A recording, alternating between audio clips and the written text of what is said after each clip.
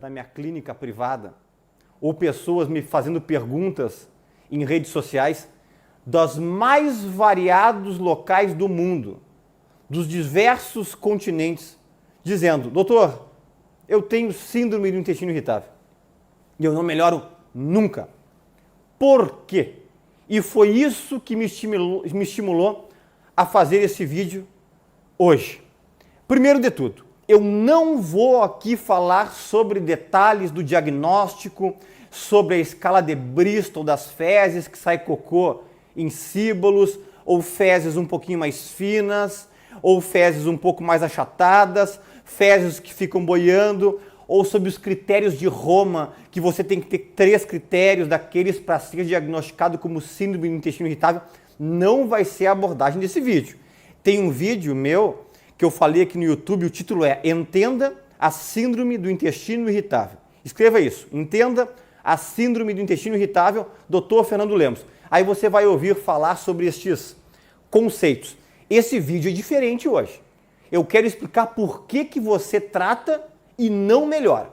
Apenas para dar um pequeno resumo, a síndrome do intestino irritável são pessoas que têm dores abdominais, problemas digestivos tipo gases, alteração do funcionamento do intestino, ou tem diarreia, ou é trancada, ou alterna entre às vezes trancada, às vezes com diarreia, mas principalmente são sintomas abdominais relacionados com alteração do hábito intestinal, ok? Nesse vídeo, no outro que eu citei para vocês, do Entenda o Intestino Irritável, eu explico com um pouco mais detalhes em relação a este conceito. Também nós explicamos que são geralmente pessoas abaixo dos seus 45, 50 anos, porém os estudos e a observância clínica, também na minha clínica privada, nesses meus mais de 20 anos trabalhando como médico e com foco na coloproctologia, eu tenho visto muitas pessoas com seus 55, 60, 65, até 70 anos com a síndrome do intestino irritável. E, na verdade, essa abordagem tem se ampliado a faixa etária, ok? Mas isso também não é o motivo desse vídeo.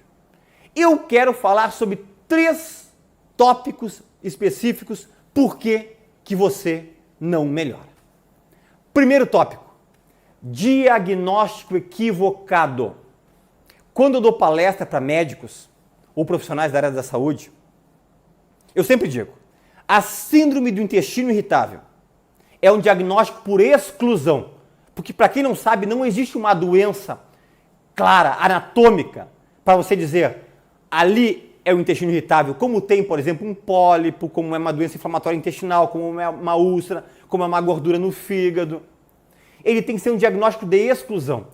Eu digo para os colegas, tenho muita certeza quando você vai dizer para alguém que ele tem a síndrome do intestino irritável.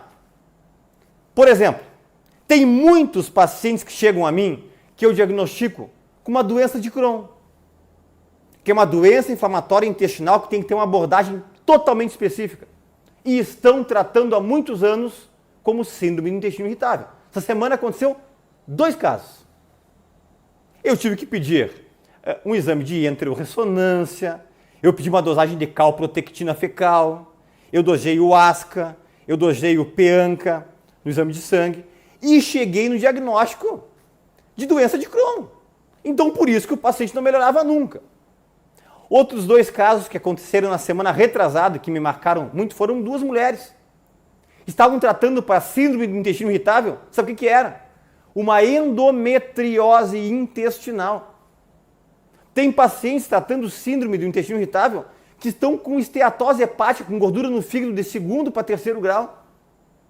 Tem pessoas que estão com problemas pancreáticos, insuficiência da enzima pancreática, ou pancreatites crônicas, que estão tratando como síndrome do intestino irritável. Tem pacientes que estão com disbiose, que é uma alteração severa na microbiota intestinal, que cada vez mais nós estamos diagnosticando, devido a má alimentação, aos maus hábitos, problemas relacionados com problema de estresse, de ansiedade, de depressão, e estão tratando por síndrome do intestino irritável. Absurdamente, tem pacientes que estão com úlcera duodenal ou úlcera gástrica e não melhoram, estão tratando por síndrome do intestino irritável. Tem pacientes que estão com uma diverticulose, divertículos no intestino, e até às vezes uma diverticulite um pouco mais crônica, que na verdade ameniza, depois agudifica de novo, e estão tratando por síndrome do intestino irritável, não vão melhorar nunca. Eu fico muito bravo, muito indignado, não com pacientes, com profissionais da área da saúde, que se metem a tratar intestino irritável sem primeiro investigar. Se você não melhora nunca, primeira coisa, abra o olho, procura outro profissional, que pode ser que você tenha outro diagnóstico, ok? Segundo tópico, muitas vezes, quem tem síndrome do intestino irritável também tem alguma outra patologia de base associada. Não quer dizer que tem que ter só a síndrome do intestino irritável. E se você não tratar a outra patologia de base, não vai melhorar nunca. E isso eu tenho observado com muita frequência nos meus atendimentos mensais. Por exemplo, tem pacientes com síndrome do intestino irritável que eu diagnostico que ele tem intolerância à lactose. Eu retiro o leite, a lactose, eu dou a enzima lactase e eu faço o tratamento para síndrome do intestino irritável e a pessoa melhora. Porque são duas coisas concomitantes, é muito comum ver isso. Eu tenho pacientes que têm intolerância a glúten e também têm síndrome do intestino irritável. O nosso corpo não é matemática. 1 mais 1 não é 2. O corpo pode tudo. E você, não, mas tem que ser ou a intestino irritável ou intolerância a glúten. Não é assim que funciona. É por isso que tem muita gente tratando sem melhorar. Como tem pessoas que também têm esteatose hepática, gordura no fígado, e aí intestino irritável. Você está entendendo? Tem pessoas que têm problema de esvaziamento biliar, de cinesia biliar. Pessoas que têm a digestão lentificada e têm associado a síndrome do intestino irritável. Existem as patologias concomitantes. No primeiro caso que eu citei, são pessoas com diagnóstico errado, que estão tratando uma coisa e a outra. Agora eu estou citando pessoas que têm doenças e patologias concomitantes. E você tem que tratar as duas coisas para o paciente ter melhora. E é muito comum isso aqui no meu dia a dia. Eu começo a tratar, doutor, como eu fiquei melhor? Porque eu estou tratando uma coisa que você tem a mais, além da síndrome do intestino irritável. E o terceiro tópico que eu quero falar para vocês é o erro no modo de tratar. Tanto em relação à parte de medicamentos, como da parte de alimentação, como da parte de exercício físico, como da abordagem psicológica ou psiquiátrica. O tratamento da síndrome do intestino irritável propriamente dito, agora eu estou esquecendo que tenha outros diagnósticos associados ou diagnóstico equivocado, ela não é fácil o tratamento. A abordagem, depois que eu tenho certeza que a pessoa tem a SI, que é a síndrome do intestino irritável, ela é multivariável. São várias variáveis para você ficar bem. Primeiro, doutor, já tentei tudo que é remédio para síndrome do intestino irritável. Já tentei brometo de etilônio, que é o lônio. Já tentei o brometo de pinavério, que é o dicetel, que é o silif, que é o sinavel. Já tentei a trimebutina, que é o irritrate, o digedrate, o trimeb. Já tentei tudo que o doutor pode imaginar. E eu digo, muitas vezes você está usando a medicação errada. Por exemplo, um paciente que tem uma alternância entre diarreia e constipação, você pode utilizar um brometo de pinavério. E não vai utilizar uma mebeverina, que por exemplo é o Duspatalin, que é mais para aqueles que têm intestino irritável com diarreia. Por exemplo, tem um paciente que tem intestino irritável e o problema dele é constipação. Ele é trancado. E você vai utilizar, por exemplo, um Duspatalin, que é uma mebeverina. Vai trancar mais. Eu alterno constipação e diarreia. Eu posso usar um brometo de etilônio? Pode.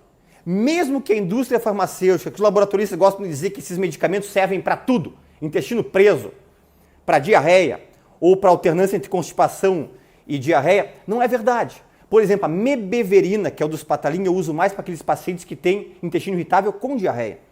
Paciente que tem intestino irritável mais trancado, eu gosto mais da trimebutina.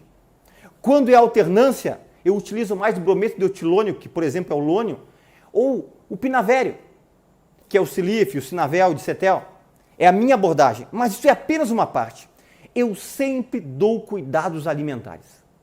Eu sempre oriento alimentos que causam muito estufamento. Eu tenho distensão abdominal. Eu tenho um vídeo que eu falo aqui sobre alimentos que causam estufamento. Tem bem do popular para você entender que é a distensão abdominal, que é muitos gases. Tem que cuidar disso aí. Eu não vejo o paciente com síndrome do intestino irritável melhorar se não caminhar 30 minutos por dia. Porque nós sabemos que o intestino irritável tem uma hipersegmentação. Existe a musculatura circular e longitudinal do nosso intestino, ele se contrai. E isso aí muitas vezes causa uma hipersegmentação, intestino contraído, que é uma das principais causas da dor. E eu tenho observado que pacientes que fazem atividade aeróbica melhoram muito. Como nós sabemos também que o intestino irritável tem relação direta com a adrenalina aumentada e noradrenalina no sistema nervoso central. Pacientes relacionados com ansiedade, intestino irritável, é dia a dia. Ou com sintomas depressivos, ou com bipolaridade, intestino irritável, é o dia a dia. Eu sempre abordo meus pacientes juntamente com alguma medicação para a parte de ansiedade ou depressão. E, se possível, encaminho para fazer uma psicoterapia com psiquiatra ou com psicólogo. É uma abordagem multifatorial, como eu também gosto muito de sempre organizar a microbiota intestinal. Eu sempre reponho probióticos em pacientes meus que têm a síndrome do intestino irritável. Se você não colocar todas as peças deste quebra-cabeça, que eu faço questão de dizer que é um quebra-cabeça, não vai melhorar. Então, não esqueça ou assista novamente esse vídeo. Cuidado com o diagnóstico errado. Tratar uma coisa achando que é intestino irritável. Cuidado com os diagnósticos concomitantes. Às vezes tem as duas coisas associadas. E o terceiro, o tratamento tem que ser com umas várias abordagens distintas. E não apenas com um medicamento e dizer, toma e você vai melhorar. Eu preciso que você me ajude a compartilhar esse vídeo. Preciso. Clica aqui onde diz compartilhar. Compartilha onde você quiser, grupo de WhatsApp, no Facebook. Vamos ajudar muitas e muitas pessoas que estão sofrendo, pensando que vão morrer desses desconfortos abdominais, dessa angústia, porque não estão sendo tratados de forma correta. Mais uma vez eu te convido, aqui embaixo do vídeo tem a descrição para entrar no nosso grupo do Telegram. Clica no link que está ali. Quem não é inscrito, se inscreva e dá o like. E até um próximo vídeo.